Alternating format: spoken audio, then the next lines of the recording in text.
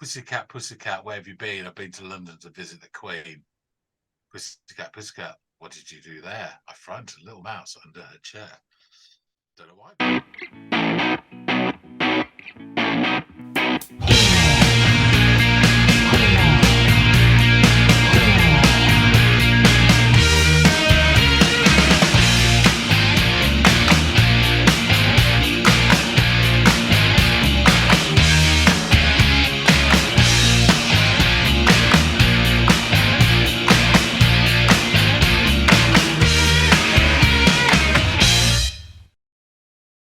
Hey everybody, welcome back to another Friday installment of the Audiophiles. It's a viewer request Friday here, as it is most Fridays.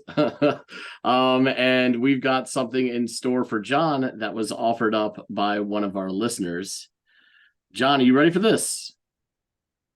Oh yeah, we've already discussed it, so yeah. Good. I'm glad you're ready for it. So then you'll be listening to Superchunk, Fractures, and Plaster, and this was offered up by the artist formerly known as Admin of the Geese. He was Admin of the Geese too when he requested this, though he has gone under some sort of identification alteration, random person on the internet, or at Goo Goo Gaga 511, I believe. But yes, all these men collectively have put forth this Superchunk song. Were you familiar with Superchunk? Because they were always a band that I knew of and were on my radar, but had never really listened to. Final time. Fucking love this album. Absolutely adore it. The first album. I haven't got any others on vinyl, but the first three albums I'm really familiar with.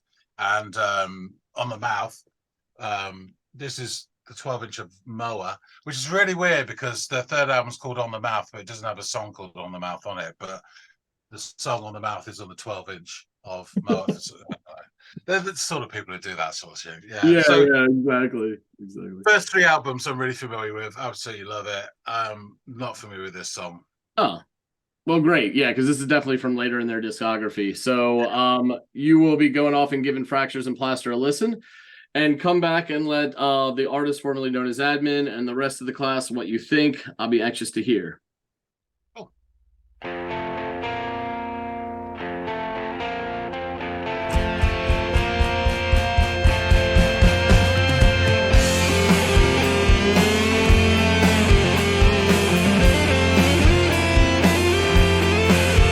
When your clothes, they all shrink, and your forehead's pressed to the cool of the sink, do you find yourself suddenly there in the woods with your yellow bear?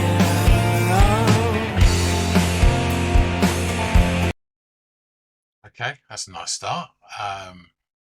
This is certainly different from the abrasive, fractured Superchunk that I know. Lovely tone to that guitar at the start. His voice, it still sounds so young. Wow.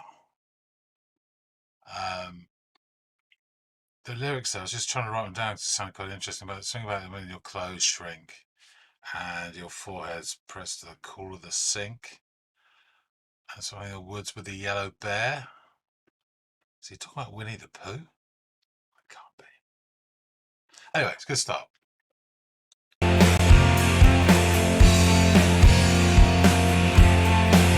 And if we step through the nursery door, and if the snow falls like before, and flakes as big as your hair, do we even care where it will end? No.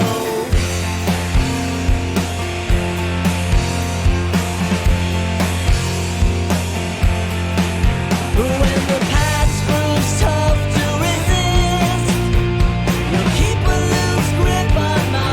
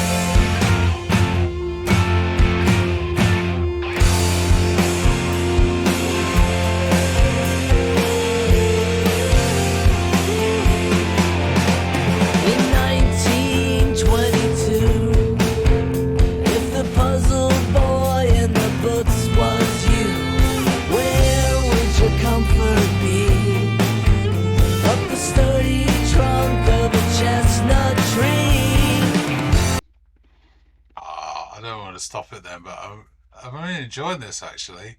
I put lots of little bits in, like that break earlier on, the dun dun dun dun. That's really nice. And as he's singing this bit here, is a ching ching ching ching ching ching.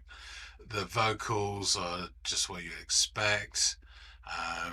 Puts in the nice ooh woo woos and sort of passions when it goes higher, and the vocals back in it as well. This is all good stuff, and it's lots of little crowd pleasing bits in it. Yeah, I'm quite liking this. Oh, it's not Punch Me Harder. There you go.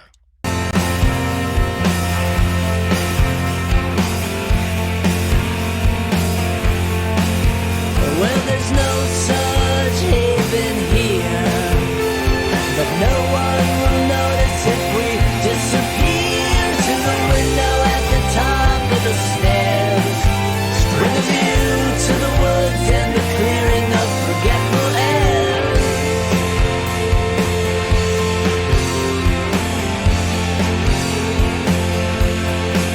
Well, if the path proves tough to resist, you'll keep a loose grip on my wrist, won't you? And if the ghosts and the living coexist, you'll keep a loose grip on my wrist, won't you?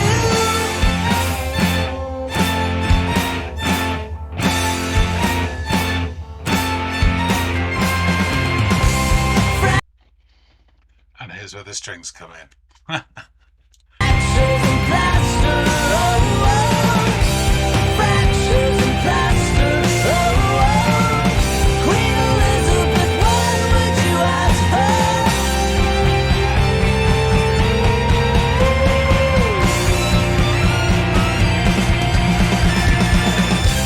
Fractures and plaster, oh, oh.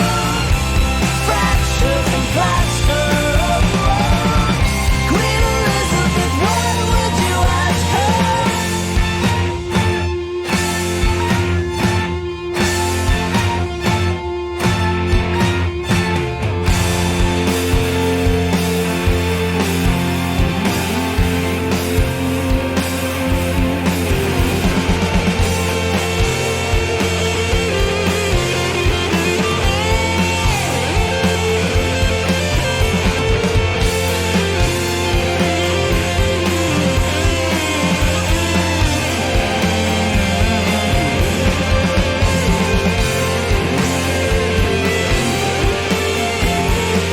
Love the tone of that guitar.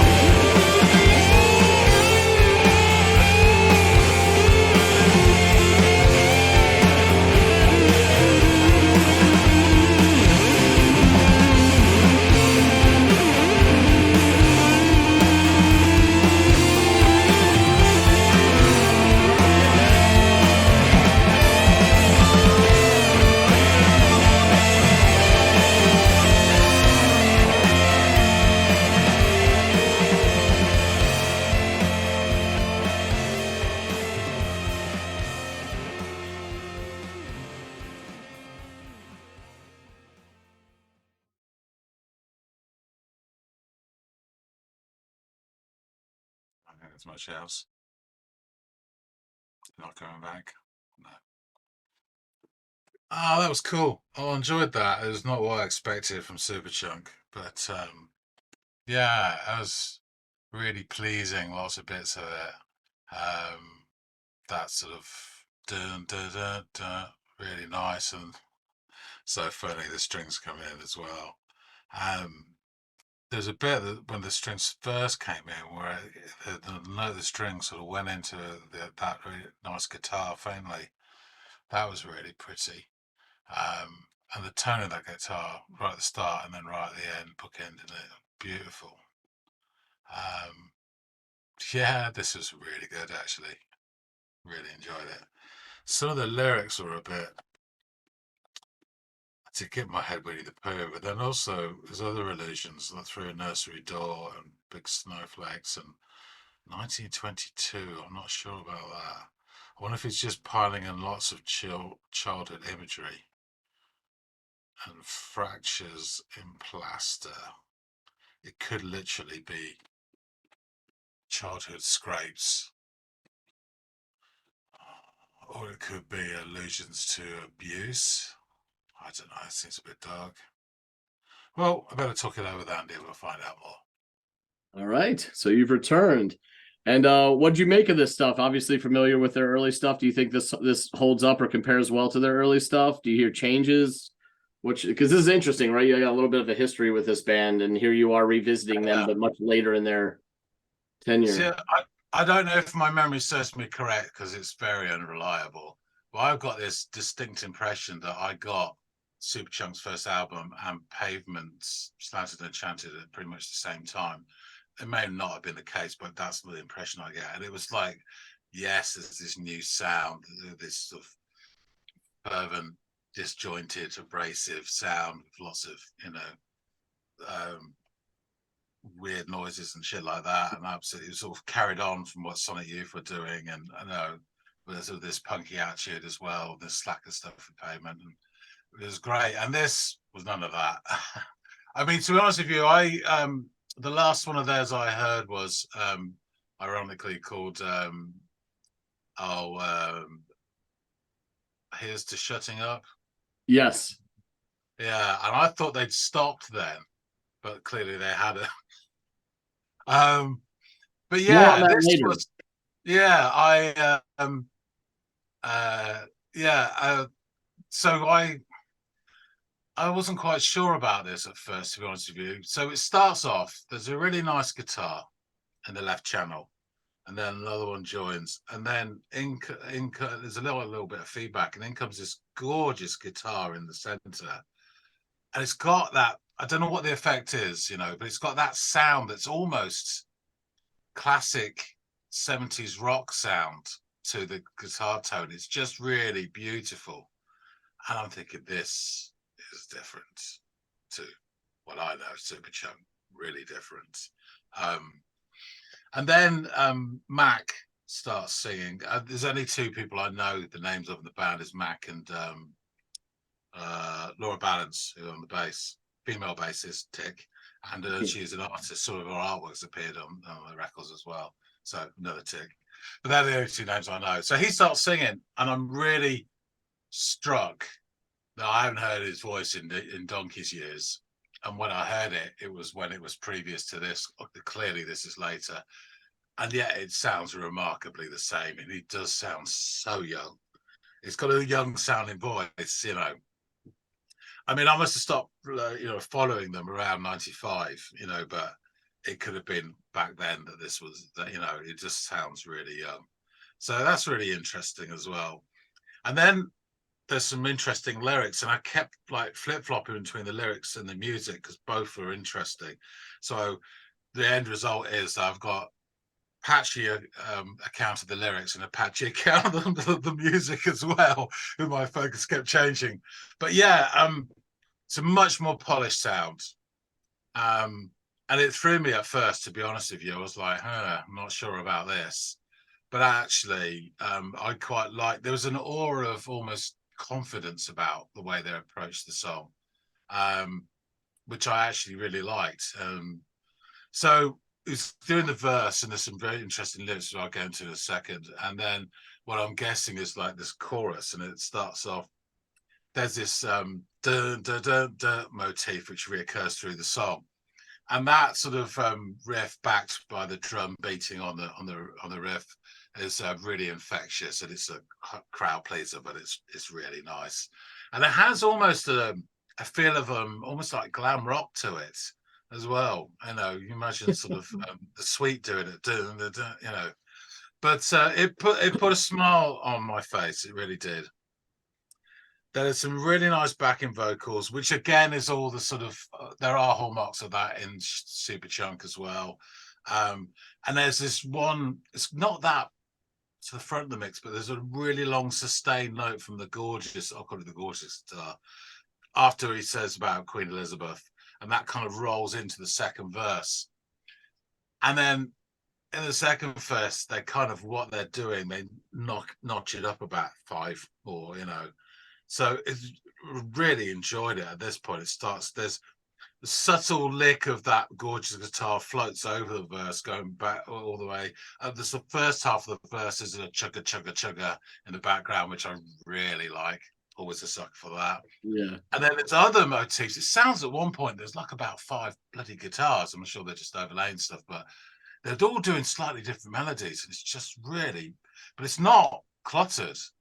It works so goddamn well. And then, shock of shocks, as their album said, here's where the strings come in. About 2.5 minutes in some bloody strings, you know. And as another guitar does this beautiful riff, and then it leads back into that bam, bam, bam, bam sort of a section again, where he's singing. His voice is sounding great. When he sort of enthuses and goes slightly emotional, that's when his particular style of vocals hits its sweet spot, as it were, and that's what I really like at that point. And then the bum bum is now with strings as well, and then they even do a bit where the strings do what the guitar would normally do as a sort of fill, which is really, really nice as well. And I'm at this point, I'm really impressed by how accomplished this is, because there were a bunch of, sort of throwback punks sort of making their own noise and stuff. And I said, in the thing reaction, this isn't one of my favorite songs of theirs. It's called Punch Me Harder, and this wasn't Punch Me Harder at all. But yeah, it's really well put together, really well produced as well. And then, forgive me if I'm missing bits out, but because I was like caught up with some of the lyrics as well. But then the drum starts doing really nice fills as well, and there's more wonderful stuff from that guitar that goes into a solo. But while he's doing that at the start of the solo, it's not that flashy. It's just sounding nice. And everybody else is still busy behind it, doing all their bits. And then it starts getting really loose and it starts sounding amazing. And then it just starts to fade out. And as it's fading out, just like briefly for a couple of phrases, you hear like a really stirring sort of cello, in the mix as well, which I really liked. And honestly, what they were doing there could have carried on for another 2 minutes and I'd have been very happy. But yeah, so overall musically, I was really actually impressed, and I didn't think I would be after about 20 seconds, but I really, really enjoyed that. Lyrics wise, I scrambled down some, I missed out loads of words. Usual rules apply.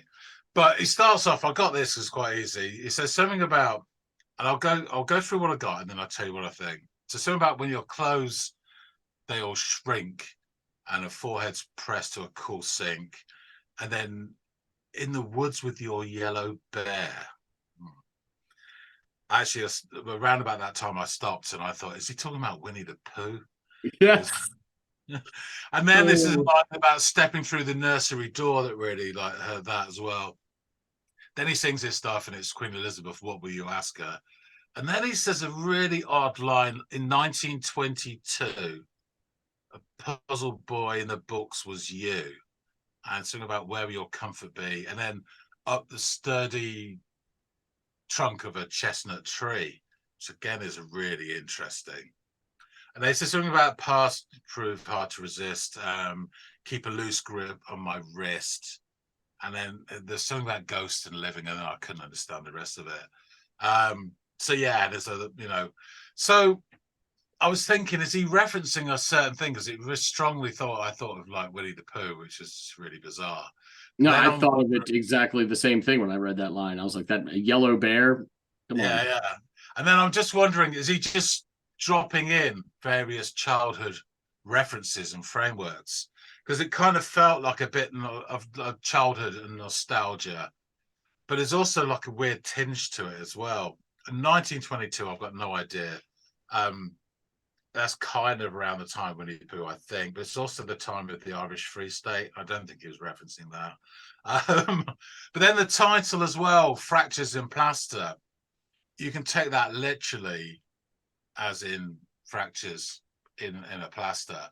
And then would that be sort of childhood scrapes and stuff, which, relate to this nostalgia?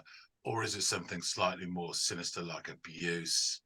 And this loose grip on my wrists, is that supportive or is that sinister? but also fractures in plaster, like you try and preserve things with a plaster, and then the fractures are it coming apart. Things aren't what you remember. I don't know. And then he had that line about, what did I write to him? Queen Elizabeth, what would you ask her? I have no idea, but that kind of put me in mind of the nursery rhyme. Pussycat, pussycat, where have you been? I've been to London to visit the Queen. Pussycat, pussycat, what did you do there? I found a little mouse under her chair. Don't know why, but that's what it made me think of. It's this like visiting London and seeing the Queen, It's odd. So I'm not sure. It's definitely about childhood. I don't know if it's a bit sort of more sinister than that, as in things going wrong in childhood, if it's just overall nostalgia. But really interesting lyrics as well. Yeah. I mean, I'll go over the lyrics later, but while we sit here and discuss them a little bit, like the first two lines make me think of a person like retrospectively looking back at their youth, because like you're getting older, you got a little paunch, your shirts are getting tighter, you're spending your mornings like a little slower to get ready, your head's pressed on the sink or what have you, you know what I mean? The stresses of an older man's life would be the kind of thing that would lead them to find themselves with your head rested on the sink or whatever. Very few times I was little was I finding myself that poorly in the morning, you know what I mean? So that's sort of what I got from it. Like I was like, okay, like this is an older person and they're beginning to reflect. It's like, do you find yourself suddenly here in the woods with your yellow bear? Oh, if we step through the nursery door, like all these allusions to very youthful things, a nursery, a teddy bear, how a trip in the woods could be like an adventure or something like that. So yeah, I don't know what I found it interesting because now it seems as the last stanza or the last bit is going on about the maybe death or the encroachment of the end of life, with when the past proves tough to resist, you'll keep it's harder and harder not to get nostalgic and look backward when you've got very little to look forward to at that point in your life, you know what I mean? And the loose, I don't know who it is will keep, maybe like being lucid, keeping a loose, like just keeping you stable and in the now. And if ghosts and the living can't coexist, that's probably a line where you're often something one at the end of their rope or at the end of their line would be thinking of, right? You know what I mean? I've got people on the other side and I've still got people here. I don't know. That's just where I got it too. Sort of this idea of a lot of it looking back and part of it being like, holy shit, I hope my whole existence just isn't looking back and I can make the rest of whatever time I have here in my advanced age. I have no idea. I've only heard this song as bad as often as you at this point. This is a first listen for kind of both of us. But yeah, I really did. I found them extremely evocative, and I love that it's not ham-fisted so that we can do what we just did. And that lasts a lot longer than knowing exactly what the song's about right out of the gate, because now you can go back and kind of pull all these chestnuts from it. And the fractures and plaster is sort of like something that happens to a structure over time. It too is this allusion to aging and growing weaker and less stable. And that's kind of where the narrator seems to be by the end of the song, at least in my supposition. So anyway, I thought it was really cool and well written and very poetic in how it was put together and not over the head. But admin, I'm sorry, admin, I'm just going to keep calling you that because it's so much easier just to quickly refer to you as that. But admin, he had offered up 3, I believe, different tracks from these guys, and I gave them all a listen, last week, and I liked them. I liked them all, but this, when the strings cut, like this was like already kind of like, and then when the strings came in, I'm like, this is it. All right, this is the song. I'm giving him this one. I love it too much. There's a lot of, and I mean this in the best way possible, but musical bullshittery happening and all of this, all these movie. And I know you and I are suckers for that. So I was like, okay, yeah, this is definitely the one that I wanted to bring forward. And I'm glad you like it. And considering who they are, it's even funnier. Yeah, exactly. Because I sort of associate like what, and this is all from what people have told me and why I should go out and listen to them. But it is sort of like I went in thinking that it was going to check this box of one subgenre I like, that kind of 90s slacker loser rock almost flirting with lo-fi, kind of like, and straightforward as shit. But what I got was this far more like modern indie rock sound where they do a lot of production stuff and all these extra instruments are, infused into the song. And I love both those things. It's just I went in very much expecting what I always was told that they were, because everyone who told me to listen to them were kind of like you, John, where it's like, oh yeah, you'll love the first couple albums, or like, check out this early track by them. And it's no one ever told me they're like post, I don't know, 2000, stuff. So this is an interesting vantage point into that, because you only confirmed my suspicions having listened to this and been like, this is a bit modern-y for what I was expecting to get into. And you're like, yeah, this is not what you would hear if you listen to one of those first 3 albums or whatever. So yeah, cool. Interesting experience for both of us. And even though you come from a place of having listened to them and being familiar, and I didn't, we kind of met in the middle with like, yeah, we had a shared experience of what we thought we were going to get wasn't what we ended up getting. But yeah, a little bit about the band. You obviously probably know some of this stuff, and admin, you probably do too. But if folks are tuning in and hearing this for the first time or whatever, it's probably good to go over some of this stuff. So they are an American indie rock band from Chapel Hill, North Carolina. That's a special place to me. I got family down in the Triangle, so I love that area. So that was cool to learn. I had no idea. And they consist of singer guitarist Mac McGaughan. Is that how McGaughan? I'm not sure how you pronounce his last name. All right, a steady nod confirms that it could be any of those things. Guitarist Jim Wilbur. I didn't want to say his name, so just and that's right, and that's it. So yeah, we got guitarist Jim Wilbur, bassist Laura Balance, who you mentioned earlier, and drummer John Worster, who wasn't the original drummer but has been with him for a very long period of time, far more than the original was with him. So they formed in 1989. They were one of the bands that helped define the Chapel Hill music scene of the 90s. Their energetic, high-velocity style and do-it-yourself ethic is influenced by punk rock, notably such bands as Husker Du, Sonic Youth, Minutemen, and the Buzzcocks. The band has released 12 studio albums to this point, and their latest release was actually in 2022, so they're still doing the damn thing out there. This particular track was part of the 9th studio album, Majesty Shredding, and it was released in September of 2010. And that also kind of like made sense to me too, because this sounded very aughts, you know what I mean? Like around that time, the sound, the music style that they've evolved into matched what was happening at the time. So, and this was the band's first album since that 2001 sort of hiatus that you alluded to. You thought it was the end of things. It turned out to just be like a 9-year hiatus. And that was after Here's to Shutting Up. So, and on Metacritic, Majesty Shredding has a score of 83 out of 100 based on 25 critic reviews indicating universal acclaim.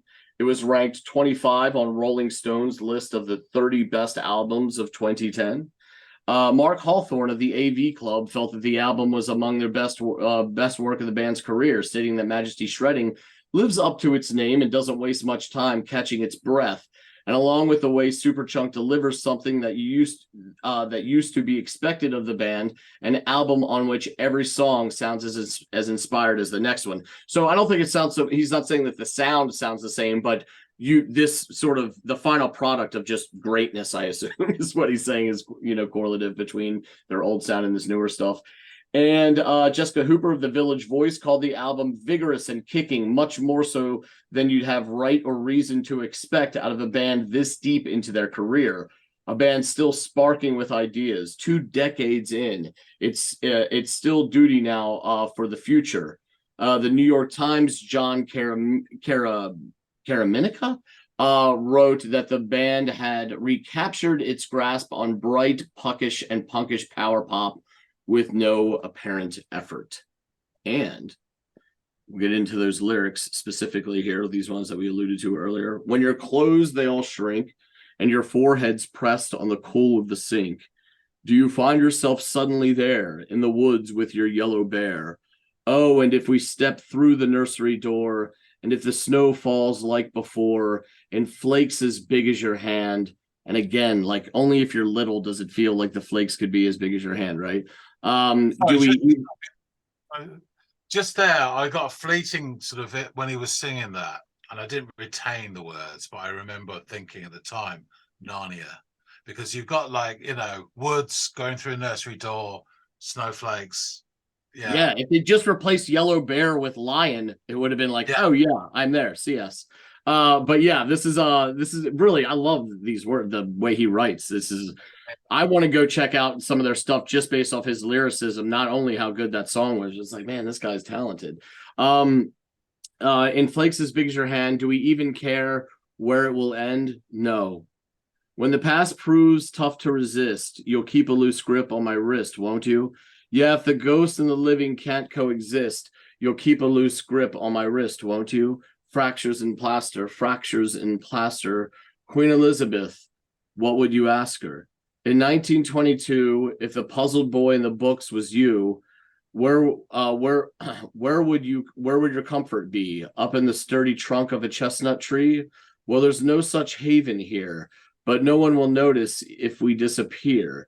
To the window at the top of the stairs, with a view to the woods and the clearing of forgetful airs. When the past proves tough to resist, you'll keep a loose grip on my wrist, won't you?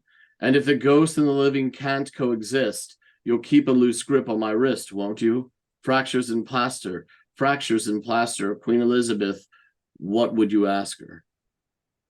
Yeah, I really, really enjoyed this song a lot. This is a great pick. This is one of the ones where I was like, God damn it, I wish I got to be the one to go off and listen to this. And even though it wasn't on film or whatever, I think I had like a really pleasant reaction to this, a lot like it sounds like you did too. This is a really good pick. Yeah, definitely. Yeah, thanks, Lynn, or whoever you are today. Yeah, because I really enjoyed this, and it was really nice to hear music from a band that you thought you knew and kind of like had stopped following. And then, you know, the bands do change their sound, and quite often as a listener, I'm not happy about that. It's not that often when they change that you think, oh, this is a really good change, and this is bang on, you know. That's the most impressive thing to me about this, right? Like, because like I don't know what Superchunk fans out there, like the diehards, feel about this, and because we're clear, I don't know if we could call ourselves that. You're a fan of their early works, but if you were a diehard, you would have heard all this shit, right? And I'm just kind of like getting off, you know, the schneid and listening to them after I've been told a million times I should. And it's impressive to me because I'll go back and listen to the first stuff and I'll figure out if I like it, but I think I'm inclined to like it. So if I like that and I like this and they're two different things, but it's the same act, that doesn't happen a lot. These bands lose, the quality diminishes as they get older, or maybe their early stuff sucks because they were too young and aggro and rough around the edges, and then they really found their pocket as they got older. But there's very few bands that continue to evolve in the best way, and that keeps people or draws new audience in that really enjoy it. I mean, like off the top of my head, someone like Radiohead's like one of the exceptions, you know, that just gets better and better and better. But there's not many. Even some of my, it's sort of like Led Zeppelin, their latest stuff was not a patch on their radio stuff, you know, and you know how much I love them. I'm going to say it, and people won't like me for saying this, but I didn't really enjoy Strange Ways, Here We Come, the last Smiths album, as much as any of the others. I didn't have that je ne sais quoi.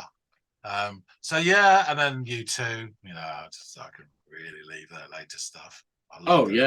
For sure. You know, awesome. You can't just suddenly knock a band because their latest stuff isn't what you like anymore. You've still got to enjoy them for what you enjoyed, and it happens to be a 5-year period or a 2-year period or whatever. You know, you should just cherish that. But yeah, as you say, band like, you know, I love their first 3 albums, and their stuff is really, really impressive. You know, so it's like cool. Got a whole lot more to go at. Well, I'm glad you liked it. Admin, appreciate you so much offering this up for us. This was a really fun listen, if that isn't evident enough already at this point, how effusive we've both been. But yeah, really, really good tune. Guys out there in the listening audience, if you enjoyed this, let us know in the comment field. If you've got other songs you'd like us to check out, whether it's from these guys or anyone else that happens to be banging around between your ears that you'd like to share with us, please also put that down in the comment field. We'd love to check that out. Every Friday devoted to you guys, the audience, and what you want to hear. Granted, it's going to take us time to chip away at it, but that's a day reserved to the audience, and we always appreciate you guys offering stuff up to us. Some of the best songs we've heard on this channel have come on Fridays, so this is we'd love to keep that up, and hopefully John and I will see all y'all on the next episode of the Audiophiles. See you later, guys.